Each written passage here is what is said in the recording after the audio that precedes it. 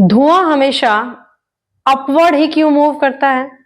घर में exhaust fan जो यूज किया जाता है वो हमेशा वॉल पर अपवर्ड बिल्कुल हाई पोजीशन पर ही क्यों प्लेस किया जाता है? आज हम इन क्वेश्चंस का आंसर जानेंगे।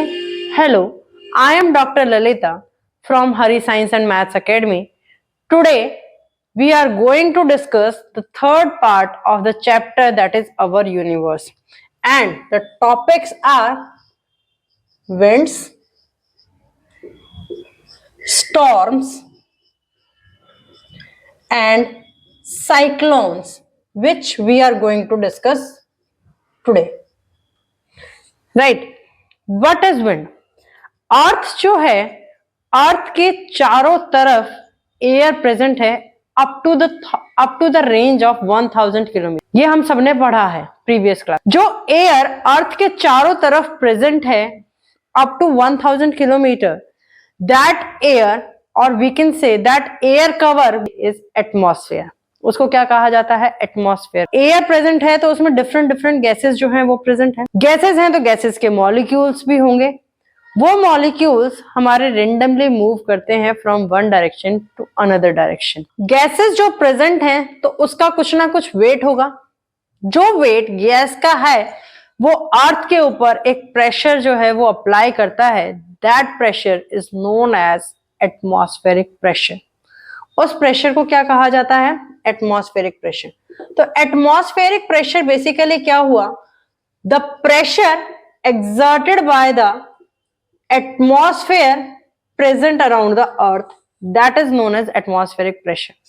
अब ये प्रेशर फील कैसे होगा? एक सिंपल कोई भी कंटेनर आप लो, उसके अंदर पानी को बॉईल करो, ठीक है। जब पानी अच्छे से बॉईल हो जाए तो उस कंटेनर को आप लीड से क्या कर दो? कवर कर दो। कुछ टाइम के बाद क्या होगा? पानी ऑटोमेटिकली कूल डाउन होना स्टार्ट होगा। कूल डाउन होगा तो जो स्टीम प्रोड्यूस हुई थी वाटर को गर्म करने से, वो क्या होगी? कंडेंस होना स्टार्ट होगी, और कुछ उसके पार्टिकल्स जो हैं वो उस लिड के ऊपर जो है वो क्या होंगे? डिपॉजिट हो जाएंगे। But after some time when the temperature is reduced very much, जब टेम्परेचर नॉर्मल टेम्परेचर से या एटमॉस्फेरिक टेम्परेचर से ज्यादा कूल डाउन कर दिया जाए तो क्या होगा? वो कंटेनर जो है वो प्रेस हो जाएगा, क्योंकि अब उसके पास स्पेस नहीं है कि वो क्या कर सके? अंदर की गैसेस को बाहर क्या कर सके? इवॉल्व कर सके। तो उस केस में क्या होगा? वो गैसेस जो होंगी, वो कंटेनर जो होगा वो आपका क्या होगा? प्रेस हो जाएगा। This shows that the atmosphere that present around that container exerts the pressure on the container. Similarly, the gases which are present around the earth up to the range of 1000 kilometer exerts pressure on the earth. वो क्या करती हैं? अर्थ के ऊपर pressure जो है वो exert लगाती हैं, and that pressure is known as atmospheric pressure. उस प्रेशर को क्या कहा जाता है? एटमॉस्फेरिक प्रेशर कहा जाता है। And this atmospheric pressure is measured with the help of a device that is known as barometer. So, barometer का एक पर्पस तो हमें समझ में आ गया कि बैरोमीटर का एक पर्पस क्या है? एटमॉस्फेरिक प्रेशर को मेजर करना। तो क्या सिर्फ बैरोमीटर का एक ही पर्पस है? नहीं। बैरोमीटर जो है उसका दूसरा पर्पस जो है वो क्या है? That is used as an altimeter.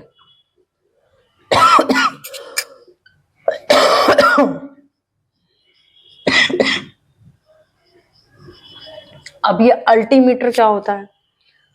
Altimeter is basically to measure the height of a place. Altimeter basically क्या होता है? To measure height of a place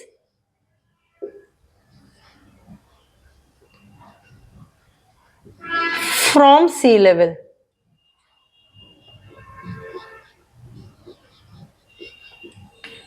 ठीक है, तो बैरोमीटर का एक पर्पस है एटमॉस्फेरिक प्रेशर को मेजर करना। दूसरा पर्पस क्या है, बैरोमीटर को यूज किया जाता है as an altimeter. Altimeter basically क्या होता है, किसी प्लेस की हाइट मेजर करना फ्रॉम द सी लेवल। कभी आपने ट्रेन से ट्रेवल किया हो तो हर एक स्टेशन के जंक्शन पर लिखा होता है उसकी हाइट जो है वो सी लेवल से कितनी है, means around 15,000 metre from the sea level. जहां पर भी जंक्शन का नाम लिखा होगा उस जंक्शन के नेम के नीचे लिखा होगा उसकी height from the sea level. कभी ध्यान देना, नहीं दिया हो तो अब देना, ठीक है। And the third purpose is it help in knowing the variations in atmospheric pressure, कि एटमॉस्फेरिक प्रेशर के अंदर हमारे पास वेरिएशन है या नहीं है। अब एटमॉस्फेरिक प्रेशर का टॉपिक तो था मैडम आज का wind, storms and cyclones, but आप तो एटमॉस्फेरिक प्रेशर पढ़ा रहे हो। These all terms, wind, storms and cyclones, they are basically dependent on the atmospheric pressure. वो एटमॉस्फेरिक प्रेशर के ऊपर ही डिपेंड करती हैं।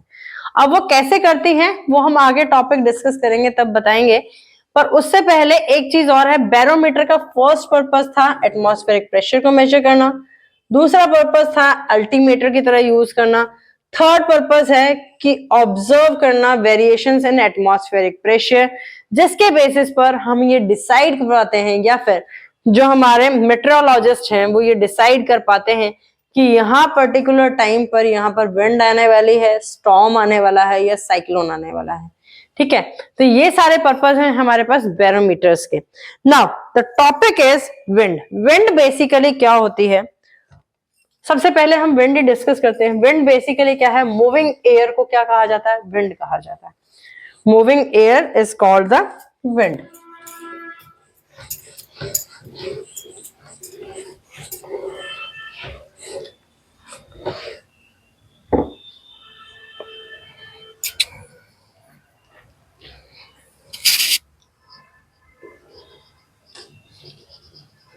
Wind is nothing but the moving air. अब यहां से क्या आता है कि क्या हर जगह एयर प्रेशर जो है वो सेम होगा, क्वेश्चन तो ये भी अराइज होता है।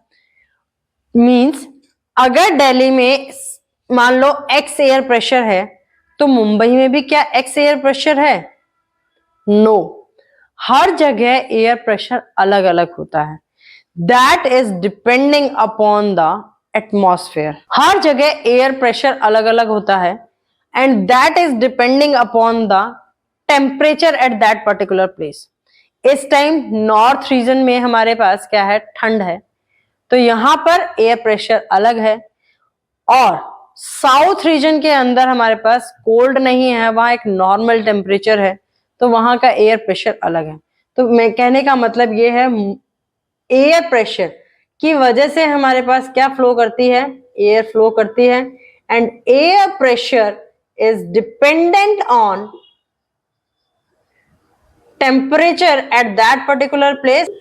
That's why all the places does not having the same air pressure. Temperature अलग हो गया तो air pressure जो है वो अलग हो गया, और air जो है वो move करती है, air moves from high pressure region to low pressure region. High pressure region to low pressure reason.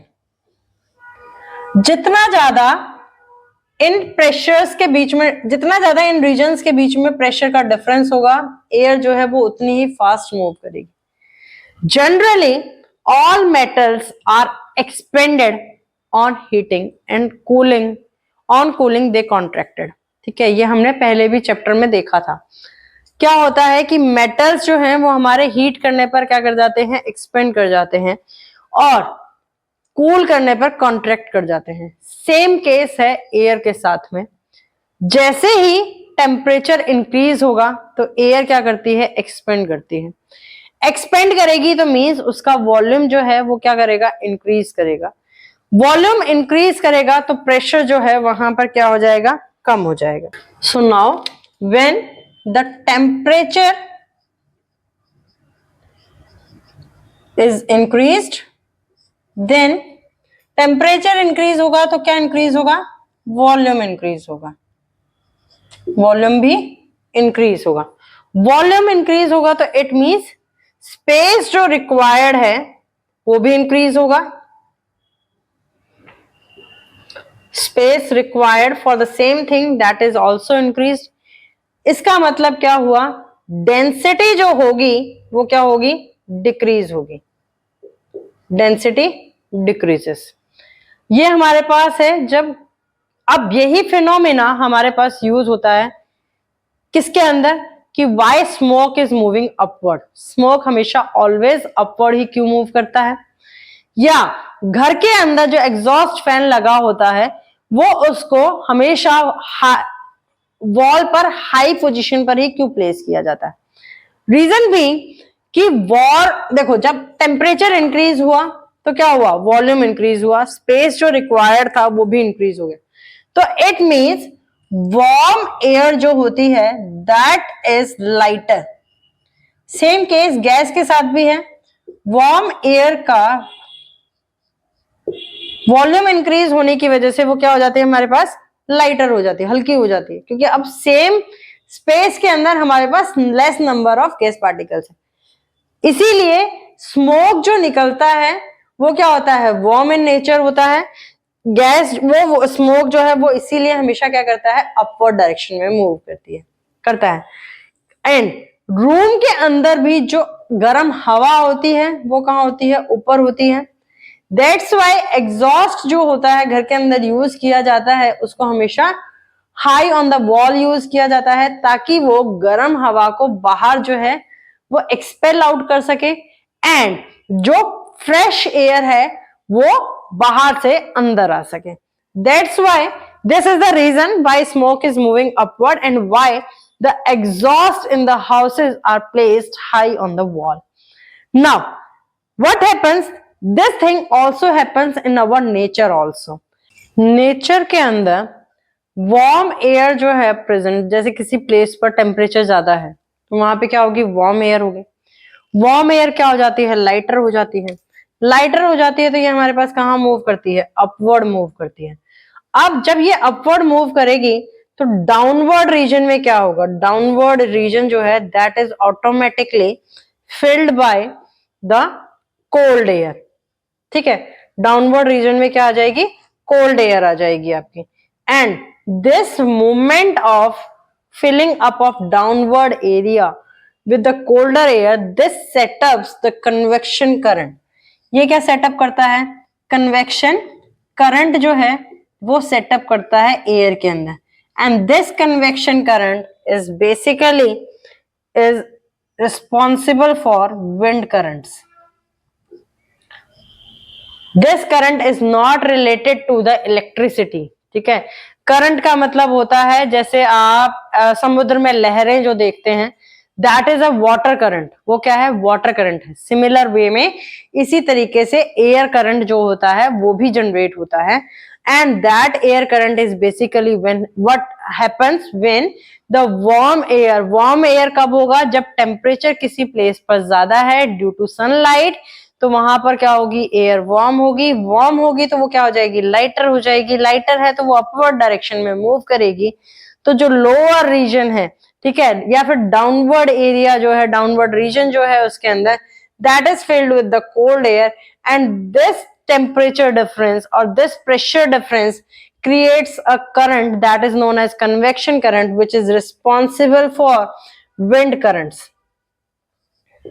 And this wind currents is basically the movement of air from one place to another place, and happens due to the uneven temperature on the of the air. ठीक है, uneven temperature जो है air का, या uneven temperature जो है किसी place का, उसकी वजह से ये विंड करंट्स जो है वो सेटअप होते हैं।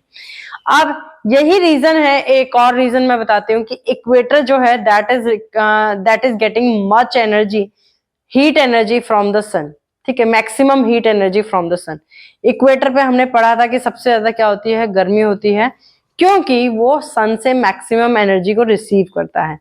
तो क्या होगा, इक्वेटर पे एयर गर्म हुई तो गर्म होगा, तो same procedure is repeating, but in that particular case this cold air region is filled with the 0 to 30 degree latitude.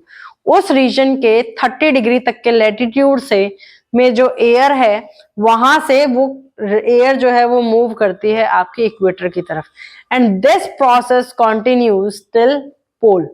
ठीक है, इक्वेटर से लेके पोल तक का ये रीजन जो है, ये प्रोसेस जो है ये कंटिन्यू रहता है इस तरीके से। That movement of air is known as wind. उसको क्या कहा जाता है, विंड कहा जाता है। Next topic is monsoon. Monsoon क्या है, एक season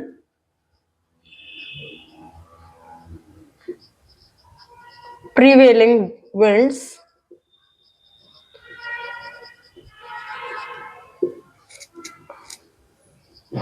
which last for several months, कुछ महीनों के लिए जो एग्जिस्ट करता है। ठीक है, that is basically the monsoon. होता क्या है मॉनसून में, ये क्या है, लैंड है नियर द इक्वेटर रीजन। अब इक्वेटर रीजन के पास जो लैंड है उसके आसपास क्या है, सी भी है। तो उस केस में इक्वेटर रीजन जो है वो हमारा क्या करेगा, मैक्सिमम हीट जो है वो एब्सॉर्ब करेगा। मैक्सिमम हीट, इक्वेटर तो हमारा ऑलवेज ही मैक्सिमम हीट एब्सॉर्ब करता है, तो ये भी क्या करता है, मैक्सिमम हीट को एब्सॉर्ब करता है। जब मैक्सिमम हीट एब्सॉर्ब होगी उस पर्टिकुलर टाइम पर, तो लैंड जो है दैट बिकम्स वार्म। वो क्या होगा, वार्म होगा एज कंपेयर टू सी, क्योंकि सी में क्या है, वाटर है। तो लैंड जो है that becomes warm and air starts rising up. This is warm air. Warm air मैं बात कर रही हूं इन समर। बेसिकली दो सीजन्स हैं, one is summer and another one is winter. First I am talking about the summer season. Summer season में सन से जो है, ये क्या है आपके पास, सन है।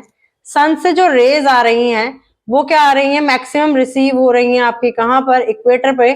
इक्वेटर पे रिसीव होने के बाद में मैक्सिमम हीट एब्जॉर्ब हो रही है। लैंड जो है वो क्या होगा, ज्यादा जल्दी गर्म हो जाएगा।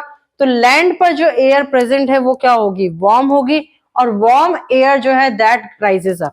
तो अब यहां पर जो एयर थी वो राइज अप हो गई, उसके कंपैरिजन में लैंड पर जो एयर थी उसके कंपैरिजन में सी के आसपास जो एयर है वो क्या होगी, कम गर्म है।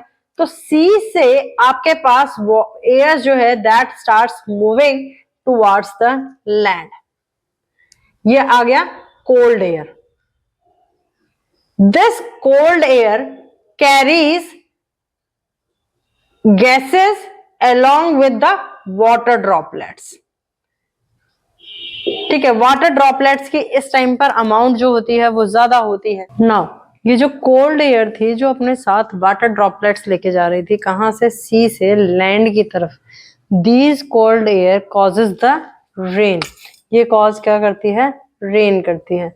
Therefore in summer rain is frequently occurred, and this wind moving of wind from sea to land is known as monsoon wind। इसको क्या कहा जाता है, monsoon wind कहा जाता है। Now if I am talking about the winter season, winter season में क्या होता है, इसका opposite होता है। In winter the land is quite cold as compared to the sea. So in that particular case the warm air above the sea is rises up। सी पे जो warm air है दैट इज राइजिंग अप। ठीक है, अब ये warm air जो है वो राइज अप हो रही है, तो क्या होगा, जो लैंड पर एयर है that moves towards the sea. So the flowing of air from land to sea, this is cold air that is moving from land to sea towards the sea. This moving of air from land to sea is having less number of water droplets, and therefore the rain is less frequently occurred in winter season. This is all about the monsoons. Now the next topic is thunderstorm. क्या होता है? ए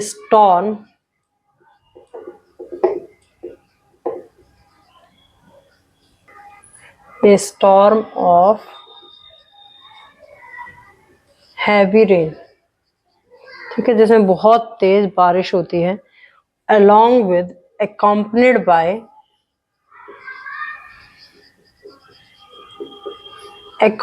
by क्या? Thunder,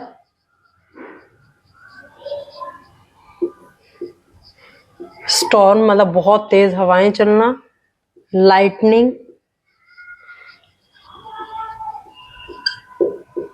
and hell. Hello क्या होता है? बर्फ की छोटी छोटी बूंदें गिरना। This is basically the thunderstorms. It basically occurs in hot, humid, जहां पर बहुत ज्यादा गर्मी होती है वहां पर, या एयर के अंदर मॉइस्चर कंटेंट जो है वो ज्यादा हो, that is called humid. And tropical regions,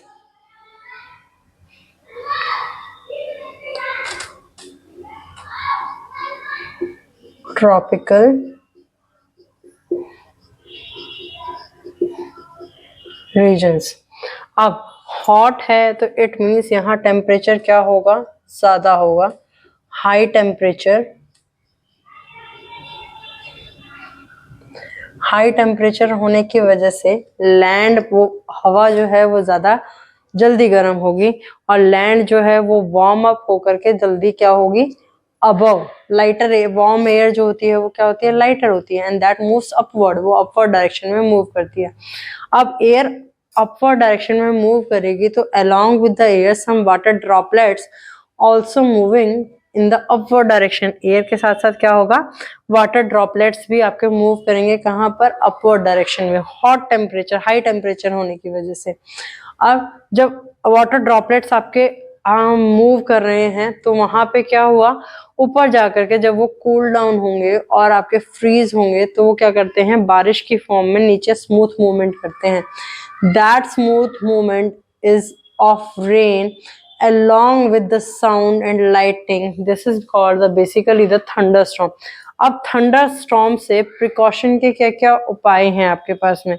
सबसे पहला तो यही है कि आप उस पर्टिकुलर केस में, थंडरस्टॉर्म के केस में, अपने हाथ में कोई भी मेटेलिक चीज जो है वो आपके नहीं होनी चाहिए इन हैंड्स। लाइक आप अपने आप को प्रोटेक्ट करने के लिए अम्ब्रेला का यूज करते हो, वो नहीं करना चाहिए। सेकेंड थिंग क्या है? बेटर ऑप्शन क्या है आपके पास में कि आप किसी छत वाली जगह पर जाकर के रेस्ट कर सकते हो वहां पे, या फिर वेट कर सकते हो उस चीज का। दूसरी चीज, अगर जैसे यहाँ पर मैंने बताया कि हैवी रेन जो है वो भी अकर होती है, तो उस केस में अपने आप को पानी से दूर रखने की कोशिश, मतलब ये ना हो कि आप जो है वो पानी के अंदर खड़े हो और कहीं सेफ, मतलब छत वाली जगह पे खड़े हो, छत से जहां आपको बारिश नहीं लग रही पर still water is there, that is not protecting you from the thunderstorm or lightning condition. In that particular case you should move away from the stagnant water जो पानी खड़ा हो गया है उस टाइम पे, उस वाटर से क्या होना है? आपको दूर होना है। थर्ड चीज क्या है कि आपको विंडोज के पास में नहीं रहना है, विंडोज से दूर रहना है। फोर्थ चीज क्या है कि आप अगर किसी व्हीकल में हो तो आपको व्हीकल के अंदर अपनी विंडोज वगैरह जो हैं वो फुली कवर्ड रखनी है या क्लोज रखनी है। That is the precautions we can take from the thunderstorms. ठीक है। Now the next topic is cyclone. Cyclone is basically एक वायलेंट, अभी तक हमने जो पढ़ा था thunderstorm and wind, they are not so violent, ठीक है, उनसे डिस्ट्रक्शन इतना ज्यादा नहीं होता, but cyclone is a violent rotating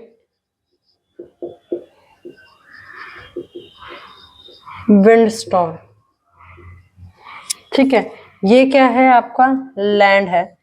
तो लैंड के ऊपर अभी हमने पढ़ा था, लैंड जो है जब वो हमारा गर्म हो जाता है तो यहाँ पर क्या होता है? वार्म एयर जो है that is rising up. This warm air causes the, इस warm air के पास अपने कुछ water droplets होते हैं. When this water droplets, जो इसके अंदर water droplets present हैं, they get condensed. When this water droplets get condensed in the atmosphere, तो ये दो चीजें कॉज करते हैं. One is rain and another one is heat. ठीक है, ये जो वार्म एयर आपकी थी जो राइज अप हुई थी उसमें वाटर ड्रॉपलेट्स हैं. जब वो वाटर ड्रॉपलेट्स एटमॉस्फेयर में जाके कंडेंस हो जाएंगे तो वहां दो चीजें होंगी. एक बारिश होगी, साथ में क्या होगा, हीट जो है वो रिलीज होगी. जो ये हीट रिलीज हुई है ये क्या करेगी, नियर बाई जो इसके एटमॉस्फेयर है उसको वार्म करेगी. अब उसको वार्म करेगी तो फिर से क्या होगा, नियर बाई एटमॉस्फेयर को गर्म कर देगी. अब गर्म करेगी तो फिर से गर्म एयर क्या होगी, फ्रीक्वेंटली राइज अप होगी.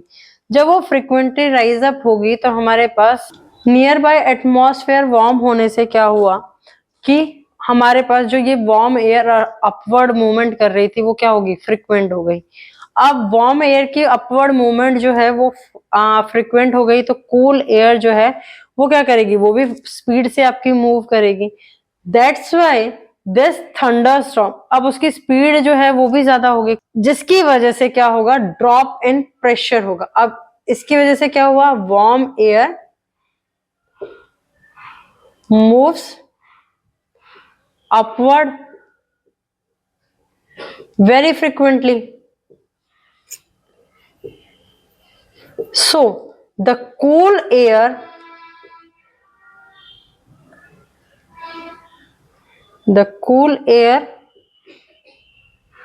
rushes downward faster. ठीक है, अब जिसकी वजह से क्या होगा, नियर बाय एटमॉस्फेयर का जो टेम्परेचर है, एटमॉस्फेरिक टेम्परेचर जो है, atmospheric pressure goes down in that region.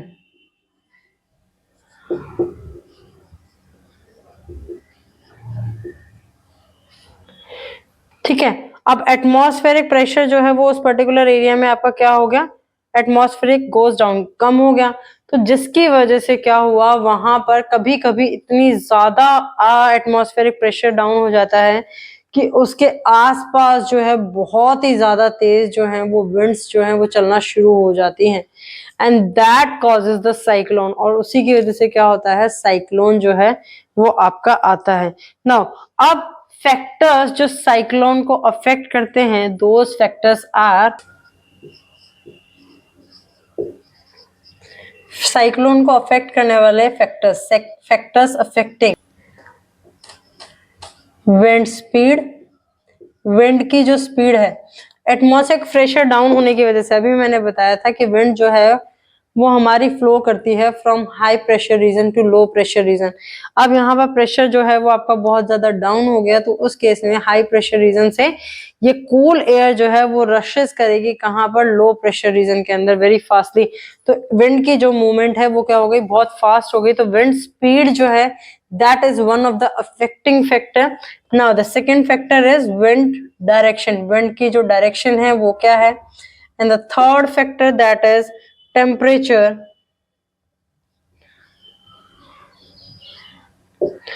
Fourth factor is humidity, etc. These are the most common factors that you have learned, जो आपको पता है बेसिक टर्म्स. वो फैक्टर्स हैं जो हमारे किसको अफेक्ट करते हैं, साइक्लोन को अफेक्ट करते हैं. Centre of the cyclone, center of cyclone is called the eye. This eye is basically the calm area. Center of the cyclone is called eye, and this eye is a calm area with diameter 10 to 30 kilometres. ठीक है, ये जो cyclone का जो centre area होता है, centre जो होता है साइक्लोन का, उसको क्या कहा जाता है? आई कहा जाता है। ये एक काम एरिया होता है, उसमें with diameter of 10 to 30 kilometres. इस आई का जो डायमीटर होता है वो अप्रोक्सीमेटली होता है 10 to 30 kilometres. And this I is free of clouds and has light winds, but कभी कभी आपने सुना होगा कि साइक्लोन जो है वो बहुत ही वास्ट लेवल पे आता है। दो cyclones are known as large cyclones. उनको क्या कहा जाता है? लार्ज साइक्लोन्स कहा जाता है। लार्ज साइक्लोन्स जो होते हैं उसके अंदर जो आई है वो काम एरिया नहीं होता। तो लार्ज साइक्लोन्स हैं, they are violent. These large cyclones are violent, rotating mass of air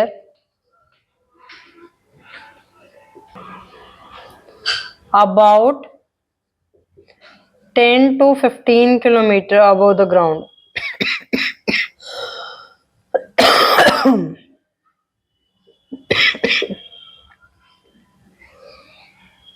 large cyclone की जो आई होती है वो बिल्कुल अलग होती है किसके? जो इस वाले साइक्लोन के है। यहाँ पर क्या बताया था? काम एरिया होता है, free of clouds and has a light wind. But in this case of large cyclone this is not cloud free. यहाँ पे क्या होंगे? Not cloud free. यहाँ पे बहुत ज्यादा क्लाउड्स भी होंगे, not cloud free. And light winds हैं इस केस में। इस केस में क्या होंगी? बहुत ज्यादा हैवी विंड्स होंगी। हैवी विंड्स की स्पीड जो है वो कितनी होती है? Approximately equal to 150 kilometre. Last cyclone के केस में क्या होता है? हैवी रेनफॉल होता है,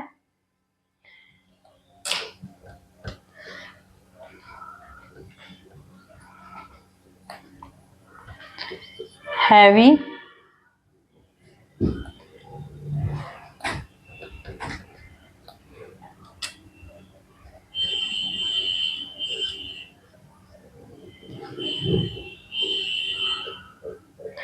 जब इतना लार्ज स्केल पे साइक्लोन आता है तो वो क्या करेगा? आपका ऑब्वियस सी बात है कुछ ना कुछ डिस्ट्रक्शन भी कॉज करेगा। दैट डिस्ट्रक्शन दीज साइक्लोन्स, कौन से? जो है आपके लार्ज साइक्लोन्स हैं, दीज कॉजेज द, जो आई वाला बेसिकली एरिया होता है that is the low pressure area. Low pressure, इतना ज्यादा प्रेशर क्रिएट हो जाता है लो प्रेशर एरिया कि वो वाटर को लिफ्ट कर देता है अप्रोक्सीमेटली 3 to 12 मीटर्स तक। Lift the water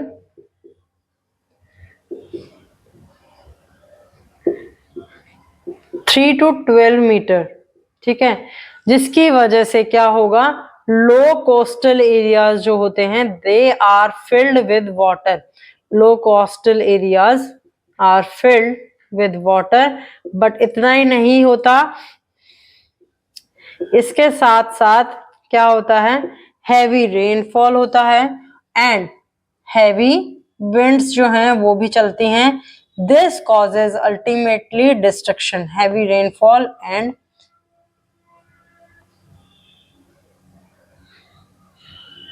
faster winds are blowing, faster winds blowing. ठीक है, जिसकी वजह से क्या होगा? आपके पास डिस्ट्रक्शन जो है वो कॉज होता है। कभी आपने सुना होगा ना कि तूफान आ रहा है, समुद्री तूफान। उस तूफान को, साइक्लोन को अलग अलग नाम जो है वो प्रोवाइड किए जाते हैं। These are basically due to this particular reason.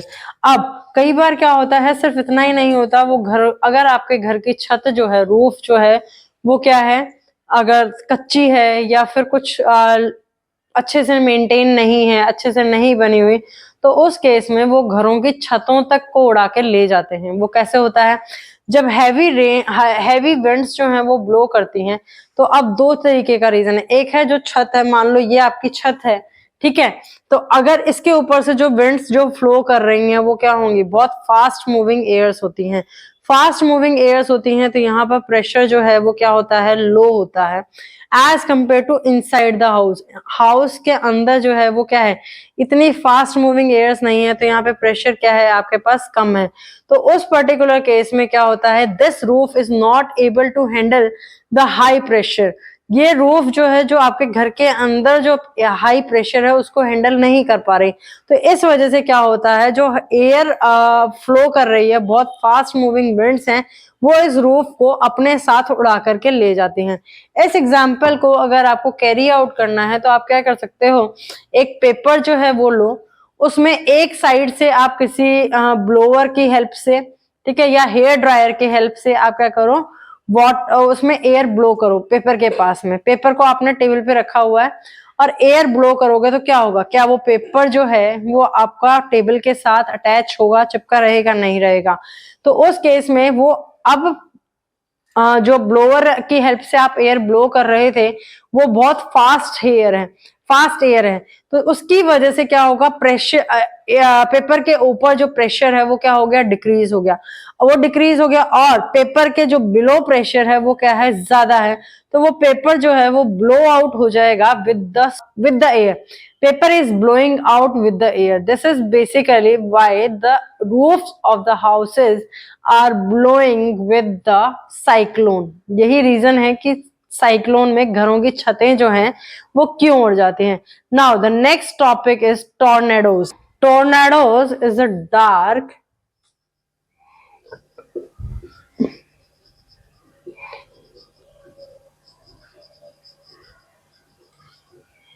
funnel shaped cloud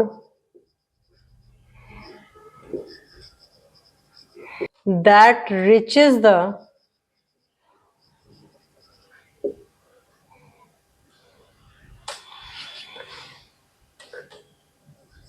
ground from the sky। ठीक है, एक फनल शेप्ड का होता है और ग्राउंड पर जो रीच करता है क्लाउड टाइप का ही है। और ये this cloud is basically of dust. Generally land पे सिटीज में आपने जो देखा होगा, this tornado is of dust.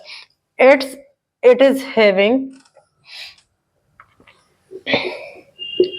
The diameter of 0.1 to 1 kilometre. Generally ये वायलेंट नहीं होते, बट जो वायलेंट टॉर्नेडोज होते हैं, violent tornadoes, they are having the speed of 300 kilometre per hour. ठीक है, ये टॉर्नेडोज की स्पीड तो ज्यादा होती है इन टॉर्नेडोज की, पर generally they are not violent, ये वायलेंट नहीं होते। लेकिन इनका क्या होता है कि जो भी इनके आसपास मिट्टी का, जैसे आपने देखा होगा एक फनल शेप्ड का बहुत ज्यादा मूव करता हुआ अपने सिटीज में in the summer season, summer season में जनरली अकर होता है। तो उस केस में क्या होता है, उसके आसपास जो भी चीजें आती हैं that he is catching from the base and eject out, और उसको बाहर कहां से निकालता है, from the top of the tornado. Tornado के टॉप से वो उसको क्या निकाल देता है, बाहर निकाल देता है। नाउ अब हमने इतनी सारी चीजों के बारे में पढ़ लिया, विंड के बारे में पढ़ा, साइक्लोन के बारे में पढ़ा, स्टॉर्म्स के बारे में पढ़ा, और उससे भी ज्यादा हमने टॉर्नेडोज के बारे में पढ़ा। इन सब में एक चीज तो है कि एयर जो है that is moving air is there. तो इस एयर, मूविंग एयर या विंड की स्पीड को मेजर करने के लिए कोई ना कोई डिवाइस तो होगा। That device is known as anemometer. Anemometer is a device used to measure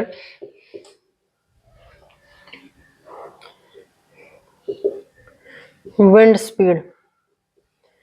wind speed को मेजर करने के लिए डिवाइस कौन सा यूज किया जाता है, एनीमोमीटर यूज किया जाता है। नाउ अगर हम साइक्लोन की बात करें तो साइक्लोन को मेट्रियोलॉजिकल जो डिपार्टमेंट है गवर्नमेंट का, that is issued warning almost 48 hours. अगर मतलब कोई साइक्लोन वैसे तो उन्हें पिक्चर में बहुत पहले दिखाई दे जाता है, तो वो बता देते हैं कि साइक्लोन आने वाला है। But if in any case sudden cyclone is there, then also the meteorological department issued the warning to the coastal region कि 48 आवर्स, साइक्लोन के आने से 48 आवर्स पहले या 24 आवर्स पहले जो है, they issued the warning to the people कि साइक्लोन जो है वो वायलेंट है तो किस हद तक वायलेंट है। So in that particular case the people should not avoid the warnings that are issued by the government. Now if one more thing is there, that is floatation and density. अब देखो, floatation and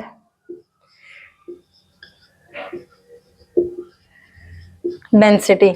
अब water की जो density होती है, density इसकी of water is equal to 1 gram per centimetre cube. इतनी density होती है।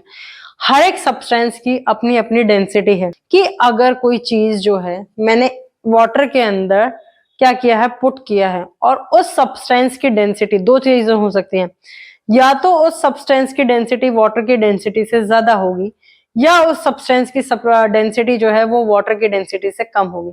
अगर तो उस सब्सटेंस जो मैंने वाटर के अंदर पुट किया है उसकी डेंसिटी वाटर से कम है, तो उस केस में क्या होगा, वो सब्सटेंस जो है वो फ्लोट करेगा किसके ऊपर, वाटर के ऊपर।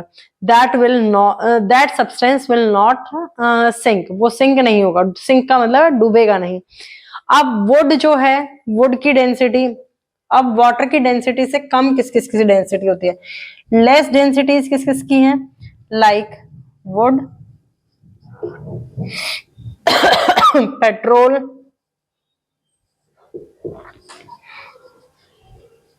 Kerosene, vegetable oil. These all substances etc are having less density than the water. More density की बात करूं या हाई डेंसिटी की बात करूं तो हाई डेंसिटीज किस किस की हैं, हाई डेंसिटीज हैं आयरन हो गया, गोल्ड हो गया, सिल्वर हो गया, उसके अलावा आपके पास गिलास हो गया। They all are having the high densities. Even the cloth is also having the high density as compared to the water. जो लेस डेंसिटी के सब्सटेंस हैं, जब उसको वाटर के अंदर पुट किया जाता है तो दे विल फ्लोट, वो क्या करते हैं, फ्लोट करते हैं। हाई डेंसिटी के सब्सटेंस को जब वाटर के अंदर पुट किया जाता है, सो दे विल गेट सिंक। अब क्वेश्चन अराइज होता है कि सी वाटर और जो फ्रेश वाटर है, sea water is not drinkable, हम सबको पता है, पर क्या सी वाटर और फ्रेश वाटर की डेंसिटी सेम होती है, नहीं होती। सी वाटर की डेंसिटी जो है वो ज्यादा होती है as compare to the density of fresh water. अब बात आती है, क्या सारी ज्योग्राफिक लोकेशंस पर सी वाटर की डेंसिटी सेम है, नहीं है। सी वाटर की डेंसिटी सेम नहीं है हर एक ज्योग्राफिक लोकेशन पर, and that is due to the उस ज्योग्राफिक लोकेशन के ऊपर टेम्परेचर कितना है उस पर डिपेंड करती है। एंड दूसरी चीज कि वहां पर एडिशन ऑफ फ्रेश वाटर जो है उस ज्योग्राफिक लोकेशन पर कितना है उसके ऊपर भी डिपेंड करता है। अब सी के ऊपर जो है वो हमारे पास शिप्स जो हैं वो फ्लोट करते हैं, ये हम सबको पता है। एक शिप जो है वो डूब सकता है जब वो हाई डेंसिटी सी वाटर रीजन से लो डेंसिटी सी वाटर रीजन के अंदर जो है वो मूव कर रहा है। इसीलिए सी के हल पर मार्किंग की जाती है कि इस पर्टिकुलर ज्योग्राफिक लोकेशन के ऊपर सी शिप जो है वो कितना सबमर्ज्ड होगा। That is why the marking at the hull of the ship is done to show how much ship is submerged at the particular geographic location. अब 1 ग्राम पर सेंटीमीटर क्यूब जो मैंने density of water बताया था, that can be converted into the metre also, ठीक है, and that is equal to 1000 kg per meter cube. This is for water. If I am talking about water, then this water is basically that water, fresh water अगर हम बात करते हैं. This is all about today's lecture. One more topic is left in this particular chapter that we will going to discuss in tomorrow's lecture. Please like, share and subscribe the channel for the video notification. Thank you for today.